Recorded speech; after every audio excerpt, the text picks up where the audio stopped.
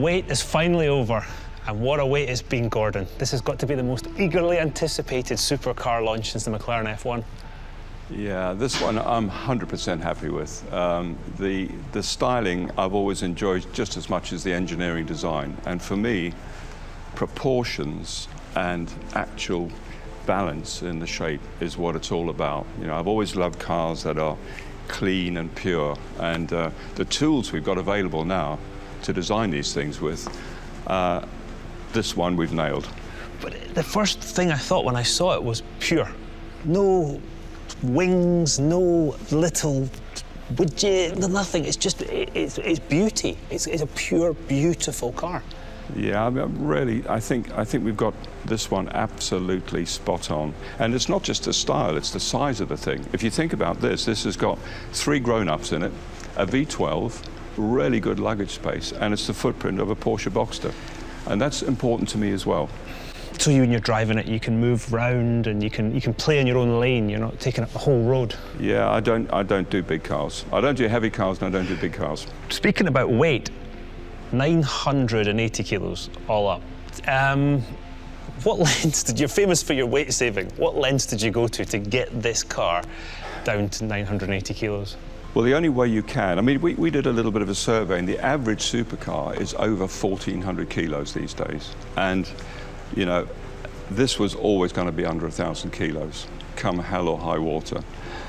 The only way you get there is absolute focus, and not just on the overall design and engineering, but actually every single detail. That's the first element. The second element is you need to be in a company that doesn't have committees and layers of management, because you're never going to get a light, focused car. So those two combined together really give you something like this. I mean, most things as they get older, cars, as you say, we've seen them getting bigger and you know, get a bit of a middle-age spread as you go along, but you've almost you've just shaved it even closer now, haven't you? It's more focused than before. Well, don't forget though, I had 20 years in Formula One, and for me, car design is packaging. And boy, 20 years in Formula One, that's a good learning ground. So just shrink wrapping a beautiful shape around the basic elements in the car is something I really love doing. It took my breath away when I saw it. Yeah. Good. Let's have a look. Just watch yourself on the turntable. Let's get the guys to move this around, and let's have a look at the business end at the back. I love the badge on the front. Yeah, that's 1,200 years old, that mermaid. Goes back to the old Murray family. And is it the colours of the Murray tartan? Yep. Those are the 3 colours in the tartan. Lovely. I definitely appreciate that. So this is the business end. It's dominated by one component, isn't it? And is this harking back to the old fan car, the old Formula One Brabham fan car? I suppose you could say in looks it is, but really the functionality is completely different. This is much more sophisticated. The fan car was a blunt instrument. It really was. It was a vacuum cleaner. You know, it had skirts around the outside and a great big fan just sucking it to the ground, and that was it. So. This is much more sophisticated. So this is much more about boundary layer control, where we've got massive diffusers. As you can see. Yeah, I can see a drive shaft. Yes, I mean, they really are huge. And normally the air wouldn't follow anything so violent in its shape, if you like. But we remove the dirty air, the boundary layer, and we force the air to follow that diffuser shape. But actually, it's even more than that. There's 6 different functions. And when we don't need downforce, we can dump downforce and drag too. For me, the most funky one is what we call Streamline. So when the driver selects that, the foils drop, reducing the flow behind the car. The fan fires up to maximum speed. We create a virtual long-tail car with the air, and we stall the diffusers and dump downforce. So that reduces drag by about 12.5%, so settles the car down, basically. Wish I had that in my racing car. That would have come in quite handy. We actually have one Aero Mode where we fire the fan up, open the diffuser ducts, and flip up the spoilers, and we double the downforce on the car under braking. So that's a safety feature as well. But can you imagine suddenly getting double the downforce on the car under braking? That could definitely come in handy. Yeah. It's quite incredible. So, shall we have a look at the interior? Indeed. I am fascinated by this. Wow. Now that is an interior. The first thing that strikes me, Gordon, the central driving position. And I know from years of driving single-seaters, that's where you need to be. Yeah, I mean, that was absolutely a starting point for me when I thought about the car. You know, it had to be driver in the middle, no pedal offsets, fantastic visibility, really low scuttle height, and a complete focus on the driver and the owner of the car. But yet there's no, when you sit in the middle, you're not sort of, the car doesn't feel different left and right-hand corners. It's yeah, I mean, it's like perfect. I mean, you've driven a lot of them, of course, and that's the one thing that struck me too is that the car is so easy to place, you know, hitting the apex or just normal driving on the road, and particularly with a car with a small footprint, combined with the low scuttle and the central driving position. I think the passengers are like that too. With that low scuttle, they're sitting here and they can see right through, see the corner, see exactly what the driver's doing, exactly where the road's going as well. Yeah, we paid a lot of attention, just not only to the ergonomics, but actually to the whole experience. And that's what this interior is. I mean, down to the nth detail, you know, a total focus on the driver and the driving experience. I'm looking at the pedals. First of all, the first thing I looked at, I went through there, I see that the switches are beautiful. The pedals are just a work of art. Every single thing on this car, whether the owner will ever see it or not, is an engineering work of art. Everything. The gear shift, for instance, I looked down there, I saw the workings of the gear shift. Beautiful. Yeah, well, if you've got engineering art, you might as well appreciate it and have it on display. So, 6-speed, manual, H-pattern gearbox. Yes, that's that again is, you know, it's 100 cars. So it's back to the driving experience, having a fantastic engine and then having a paddle shift DCT automatic transmission just doesn't gel with me. So it had to be the whole package or nothing, really.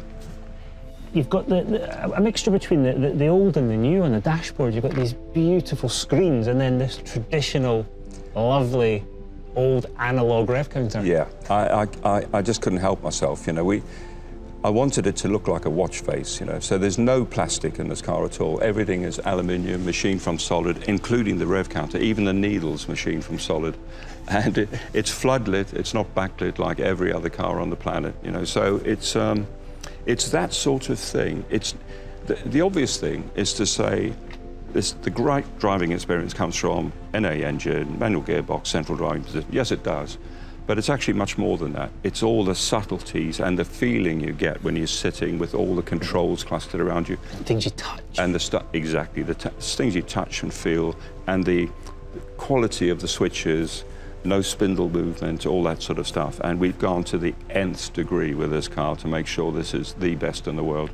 You'll notice that the induction, the ram induction for the engine, is absolutely opposite the driver's ears. And what happens is you get inlet noise coming back up the track and resonating through the roof, and that gives you that gorgeous growl on throttle opening. So this is going to be another planet with the V12. Shall we go and see the V12?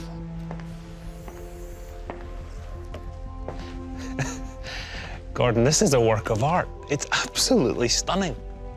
Yeah, well, this was, right from day one, this was going to have to be a V12, and it was going to have to be normally aspirated. But it's a V12, but it's tiny. It's beautifully sculpted. There's no fat on it at all. Yeah, I mean, Cosworth have done an amazing job.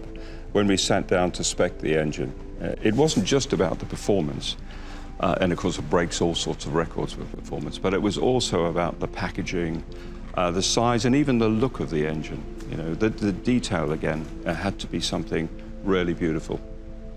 And this is a key point. I mean, any engine is a key point of the driving experience. And I presume most of your sort of focus on this has really been to give you that pure driving experience. Yeah, the sort of targets I had for Cosworth were obviously power and revs. This is the world's highest revving road car engine ever at 12,100.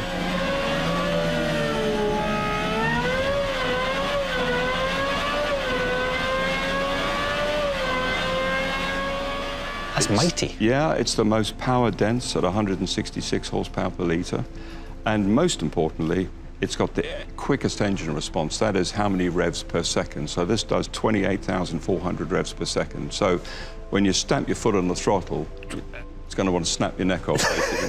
Fantastic.